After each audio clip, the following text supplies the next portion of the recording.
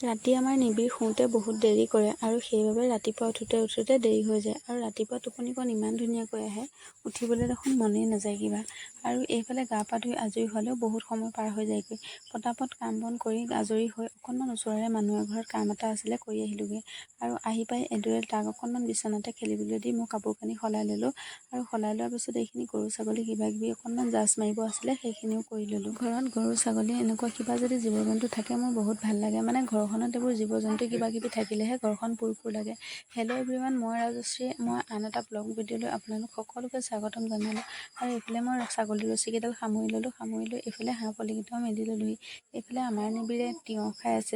চাওঁতে চাওঁতে আমাৰ নিবিড় 9 মাহ কমপ্লিট হ'বৰে হ'ল। নিবিড়ে নিজে কিবা সৰু সুৰাকৈ খাব পাৰিছে, কিন্তু দাঁত গজা নাই এতিয়ালৈকে। আপোনালোকৰ ল'ৰা ছোৱালীৰ দাঁত কেতিয়া গজিছিলে কমেণ্ট বক্সত জনাবচোন। আমাৰ ইয়াৰ 9 মাহ কমপ্লিট হ'বৰে হ'ল, এতিয়ালৈকে গজাই নাই। আৰু এইফালে মই ভাত বনাবৰ বাবে কিবা কিবি যোগাৰ কৰি ল'লোঁ। কিবা মানে কিনো কম, ৰঙালাও আগ অকণমান ছিঙি আনিছিলোঁ আৰু সেইখিনিকে কাটি বাছি মানে চাফা কৰি লৈছোঁ। পিছে আমাৰ দেহা মানুহে ৰঙালাও আগ নাখায়, তাইৰ কাৰণে আকৌ বেলেগ কিবা বনালেহে হ'ব। বিশেষকৈ তাইক ডিম বনাই দিলেই তাই খুচ হৈ যায়। আৰু এইফালে ল'ৰাক মই শুৱাই ল'লোঁ। আজিলৈ আহিছোঁ দেই, বাই বাই।